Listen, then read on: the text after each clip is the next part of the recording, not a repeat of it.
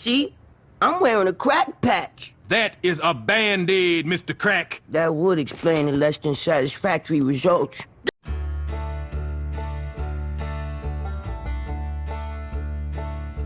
Doing the tedious stuff. So, rear bumper's been pulled off.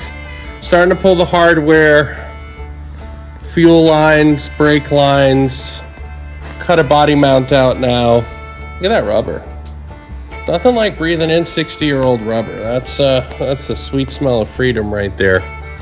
I gotta cut another body mount off. I'll show it to you.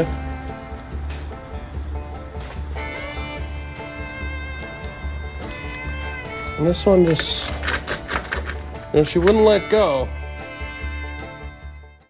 Well, it's Saturday night at the shop. Getting some work done. It's almost midnight. Fuel lines, brake lines are off. The last body mounts have been cut off. Nothing like the smell of 60-year-old burning rubber. Gonna take the, basically got to drop the rear end off of it now. And the front end as well. And all the stuff in between has been removed. All right, well, 6 or 8 bolts later, that rear end should fall out now. Let's go ahead and bring the lift up. Yeah, just go. She'll fall. She'll drop. Nope.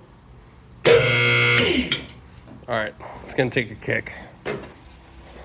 Oh! There we go. All right, rear end's out of it. Now we can go roll this away, stash it somewhere, and keep clearing. There's a lot of odds and ends that need to come off of this. Okay, it's somewhere around 1:15 in the morning, and most of the frame is stripped. The rear end's out of it. The only thing left is upper and lower control arms and springs up front. So a little bit of a side quest. The frame is filled with expanding foam. I want to do something about that. So just a hot tip, there should never be expanding foam inside the frame of a car, and it should also not be this rusty. So just chasing foam out of it for now. It's an integral part to getting this back to where it needs to be. Obviously, all of that needs to be repaired, cut, and welded, structurally brought back into actually being structural, something to that effect. But expanding foam, front to back, it's in every section of the frame, so I just got to chase it out. Kind of looks like poop. Well, I sure do know how to pick them, folks. Absolutely just filled with foam. I'm pushing it out through where the body mount went, just snake everything out. Look how much, look at all the rust that came through. Oh, that's just my forehead into the metal. Let me show you guys something. We'll get the light on for you so you can see it. Frame's a little bit compromised back here. Got most of the foam. Oh, there's still foam right here, bro. A little bit. That's actually not a lot. Where we're starting to basically peel back what's actually wrong with this frame. Here's more foam here. What's going to happen is when I sandblast it, we're really going to see what's going on. Not super scared about it, but definitely aware that it's a problem. So, hey, check this out.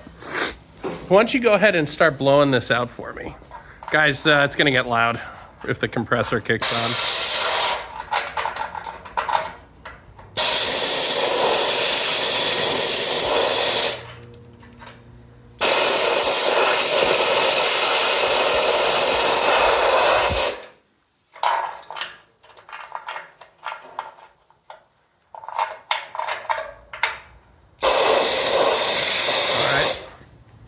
It's not perfect in there, but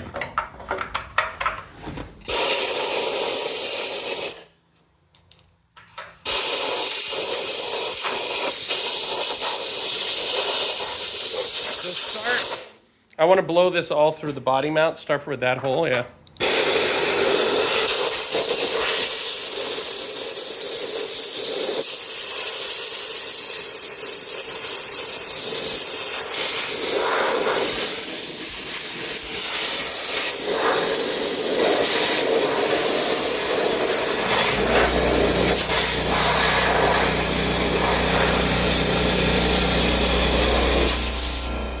She's fighting me, boys.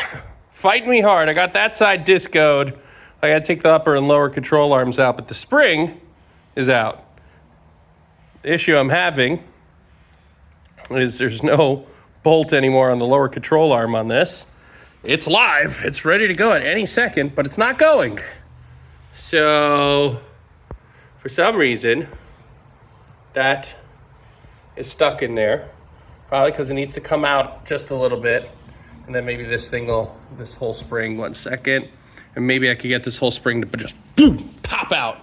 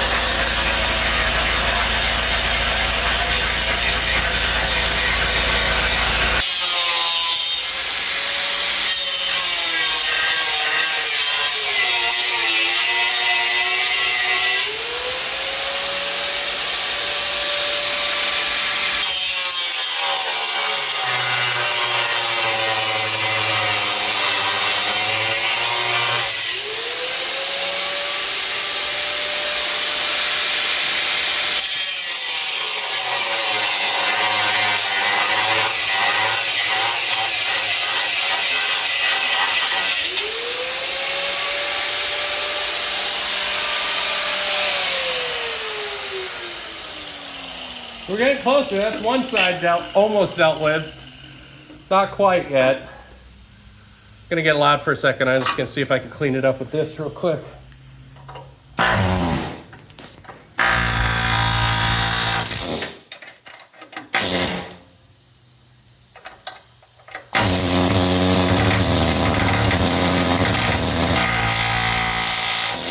All right, I don't have a torch to melt it, but Buddy came up with a good idea. Pickle fork, baby! On pickle fork! That's gonna do it. Somehow, some way, just fucking shove her in there, you know?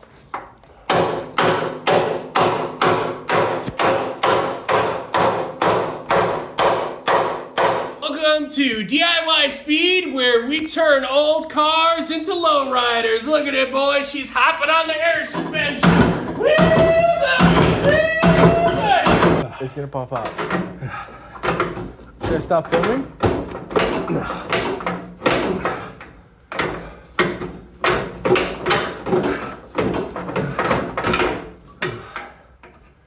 The whole bushing is destroyed in there, but it won't let go. I guess we can't reuse that bushing anymore. I was once watching an episode of Puddin's Fab Shop. It wasn't even that long ago. I forget what he had to do, but I think it's an episode with him and Mortsky, and they had the same problem. And man, are these things a bear. I guess I just, without the melting torch, not having an easy time getting it out, but I'll get it. It's almost there.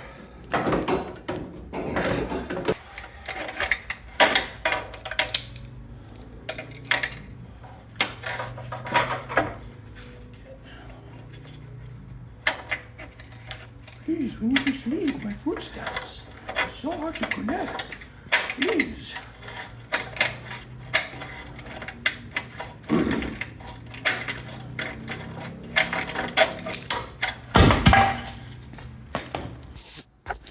Okay, close quarters. I don't know if you could see this, but there's a paint booth over where the frame used to be. This used to be a working bay, and now it's a sandblasting / paint booth. How did that happen? Very carefully. Did I seal it well? Only some places. I think I messed up over there and should redo it. Am I going to? Not until there's a bunch of dust on the other side. But that's all it takes. I mean, really simple stuff, guys. I mean, this is painter's plastic. I have boards holding down the plastic on the bottom. I got to go through and seal any holes that this is going to seep through, but I'm starting in the back here, so this is all sealed up real nicely. Like I said, I didn't do a good job over here. I should have gone to the other side of that railing and all the way up to the rafters, which I did back on that side, and that'll help keep most of the dust in. But yeah, we're gonna find out. We're gonna find out real quickly.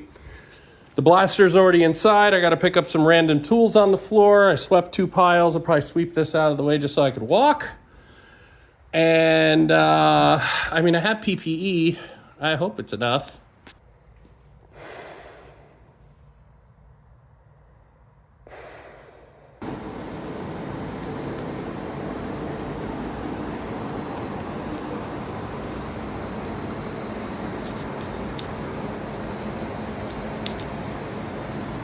I feel like a coal miner. Well, the air compressor is not what broke. The sandblaster gave out abruptly and stopped flowing, so it's clogged, and we got to figure that out. It's pretty late at night. I'd say closer to 2 a.m. again, even though the hour went back. So now I basically ruined the shop by getting coal slag everywhere because I turned the ventilation off for a few minutes, and that's all it took. So I have a leaf blower and of sorts, and I'm basically going to start blowing all the slag into the air to try to get it up and out of this shop. So several hours of work and grinding and sandblasting, a little bit of both. Look at this flux core honeycombs. What are we going to call those? Booger mounds? Let's call them booger mounds. And yes, there's some grind marks in the frame, not great. Super helpful for that is the sandblaster. So these sections are sandblasted partially, about 80% of the way. I got to do some more, but I couldn't keep making a total mess out of the place. So I sandblasted the most critical parts that need to be addressed, like these massive holes in the frame. See this kink right here? Can you tell that it's kinked? Yeah, you see that kink? That's got to come out. Look at this frame rail. Or lack thereof. So this whole section right here is going to be cut and welded. However, the rest of the frame is there, with the exception of a couple of body mounts, like this one that's pretty severely pitted. That's not bad. This one you could see has lost its round, and there's several of them that have lost their round, but nothing too bad. They sell a big washer that could be welded and inserted right in that spot. A lot of them are still okay, just with some heavy pitting, which is to be expected. A couple more parts to grind. There was a heavy film, some type of rubberized coating, probably like Flex Seal that they sprayed on it, and it would just destroy the grinding disc. So I hit this whole section up until it hit this line with the grinding disc, and you could see this is really all it did was just peel the stuff off. And then the compressor, I don't know, the compressor was fine. It was the sandblasting pot that just clogged abruptly and stopped me from continuing. So obviously we still have more sandblasting and grinding to do to get this thing ready, but it's pretty close. Like technically, if I called it right now and just said it's good enough, I could do the front horns while it's on the car, in the car, while the car is on it. And all I would need to focus on is the welds, which that's the most important part anyways. So I think that's what I'm going to do next. So I'm going to hit pause here on the frame cleanup since it's pretty nice. And maybe I'll some primer in some spots. And just focus on the real issue at hand. All of this. That's not factory. That's not factory. See these four? Those are factory. That one, not so much. All right, well, it's been a few days, and the frame is still not completely stripped, but went ahead and jumped into patching the massive rust holes. So I got a patch up there. We got working on the patch on this side. Still got to do a bunch of grinding. That's going to need another patch over that section. Obviously, over there needs to be addressed. And then, you know the deal. We're going to work up. We're going to have to flip the whole frame. All right, guys, we just ended a 3.5 hour live feed of the work we're doing here on the frame. Somewhere around 12:30 in the morning on Sunday morning, Saturday night. Just getting as much of this wrapped up as we can. I'm trying to point the camera and not look at the fury of the sun at the same time. I've done that multiple times tonight and become useless for a while my eyes keel. Gone ahead and patched a few sections here, a little bit of reinforcement here. Started working on the bottom, but we got to flip the frame to get to the underside and the insides.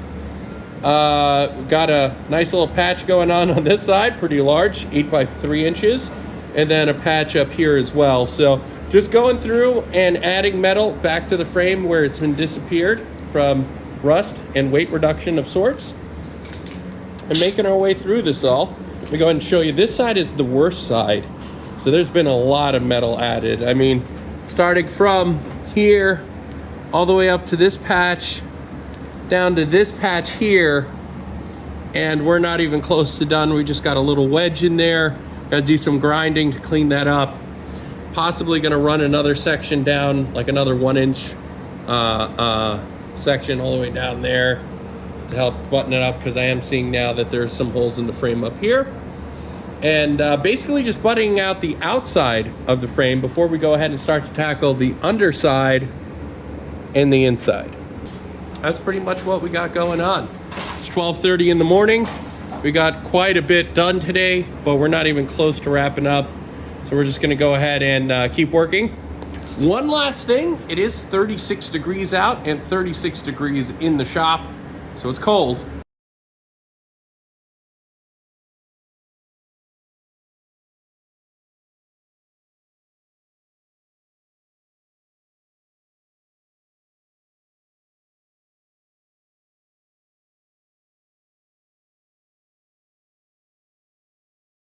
Why not? It's only been a few days and dozens of hours of work, it feels like. Not quite, but definitely a solid amount of work. So this was the good side. We did the 3x8 patch here. We did a patch on the bottom. I still have to do the inside. Sorry, my gloves are in the way, but you can see those rust holes there. This inside of the frame rail still needs to be patched. But, and I noticed this, so I'm gonna have to come back here and do something on this side and on the bottom here. Okay, not the biggest deal. The rest of it is pretty good. Now, remember the frame is flipped. So this used to be the good side and this was the bad side. Now the good side's over here. Let me show you the bad side. I've been up since, well, I got here at 5 a.m. So this is the bad side. I put a plate up here, a plate here, a plate all the way around, but you saw these had to be joined together. It's still not perfect yet. It still kind of feels like the Rocky Mountains. And then a plate all the way up to here. So that's all welded in and joined in. A little bit here that I still have to finish. And then started working on this side. So put a plate here because there was, you know, some porosity, getting that finished in. I still need to join, I mean, some huge sections in here. This needs to get welded in. This section needs to get welded in all the way down to where the spring perches are. And then I got to figure out the inside of the frame right around the spring perch, because those are really bad. But it's coming together here. Oh, maybe another day or two of thrashing, and then this thing, this frame, ready to go back underneath this baby. I still have from here all the way to this section that needs to be boxed in still. And I just got finished making this contraption, which if you look down here, you see that metal's only slightly compromised, although it is compromised. Let's go ahead and fill that in, and then we're gonna figure out how to box it from all of these things that are happening, triangulations and whatnot. But this was a big moment for me, kind of a pain in the butt to make this, and I know it's not perfect. I don't have a bead roller. This was hammered out and pressed out and then hammered out some more. And the clamps, if you have good clamps, those are important because that'll help hold it in place. We'll get some tack welds on, but for right now, I just deconstructed basically what I had with the clamps, so I can go ahead and clean this up nicely so it'll hold a weld. Coming at you live from a Saturday night. Guys, this is a big moment. Do you see the bottle? Swap polarity. MIG wire. We're welding with MIG now. So this should be a little bit cleaner. I have no idea what to expect, to be honest with you. I just knew that flux core is not the preferred method, so let us, for the first time in my life, it's a big moment. I've never welded with a MIG machine. I've only welded with an arc welder and flux core. Principles are pretty much the same with flux and MIG. In some, well, not really, but in some ways they are. What I'm hoping is that I get a little bit more puddle control. What else do we need out of this? Some smoother welding, not blowing holes through the thin parts. Flux core is a hotter welding process for sure. So a lot of this, all of this was done so far with MIG, but a lot of this, to be honest with you, I was running into issues with too much heat. So yeah, without further ado, let us attempt to weld with the MIG process. Fast forward several hours, live feed was a ton of fun tonight, and a lot of work has been done. And I know that these don't look like good welds because they're probably not, but they are penetrating the metal and turning it into one. So what was once completely rusted out and much worse than that side is now completely filled with metal, and it needs to be grinded on to make it look good, but it already looks phenomenal in comparison to what it is. You got pretty much all the gaps. There's one hole right there that needs to be filled. On this side, I was messing around, blew through right here because I saw a little hole, so we'll patch that as well.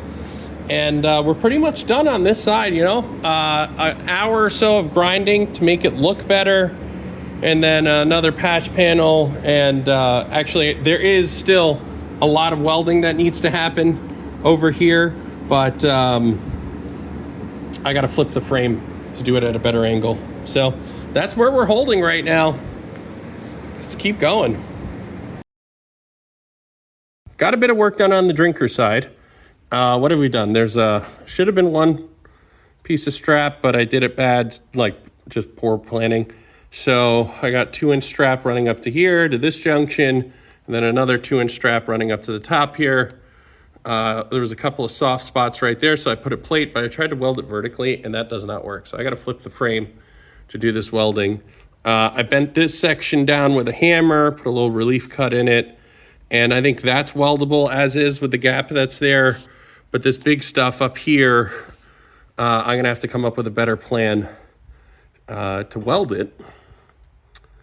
And that's basically what's going on. There's still a big gap inside here in the spring perch that needs to be filled. And there's also obviously quite a bit of weld that's done on here. I know it doesn't look great, but I'm not a pro welder, but that's not porous. The heat's good. I know for sure I'm melting the metal, and whatever. Listen guys, I ain't no pro. I'm trying my best here. Some of these welds, they're okay. Some of these welds, they're okay. Some of these welds, I spot welded, you can see it. I don't think I'm gonna grind this side down. Too much work. And I wanna get moving on this project. So I think once the metal work's done here, maybe I'll do some light grinding to just knock off the burrs. And away we go. Oh, that's way better. Got it up on its side. Thank you, lift. I could weld down there. I could weld up here. This entire seam, this over here. No vertical welding for me today. Okay, I can explain this. You know those creepers they make so you could get into the hood of your truck when it's so high and you can't reach anything because we're all short? Well, I'm not, but most of you are. Yeah, that's what this is. So you put your knees down on the knee pad and then your stomach down on the red pad, and on the red seat rather, the cart thing. And then you go in and you try your best at welding. So I just did whoop, that's 1,000,000 degrees. And I just did whoop, that's also 1,000,000 degrees. And I think that's good enough because I have like 6 pounds of goob over on this side, 6 pounds of goobers. Ooh, that's hot.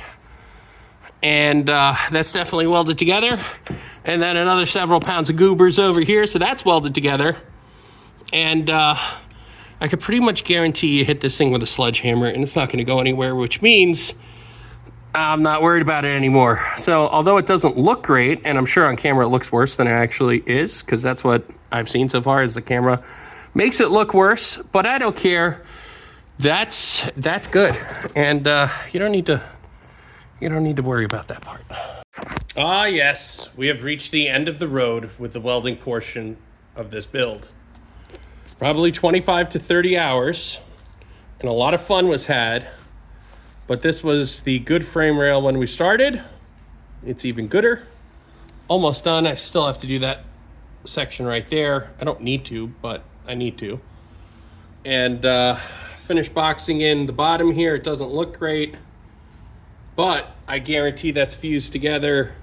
So to the naysayers that are going to say this thing's going to break on the highway, well, I'll just make sure I leave the welder in the back of the truck then, and we'll fix it. But I think this is done. I'm not too worried about it. All right, guys. Well, I think I'm going to call the video right here. It's been a ton of work to get to this point. The next video, we're going to just finish off real quick, cleaning up the frame and painting it, and then it's going underneath the car. So that's the plan for the next video. It'll be underneath the car by the end of that video. And for now, I've got a lot of mess to clean up. Don't forget to like and subscribe. Join the channel. Thank you very much for watching.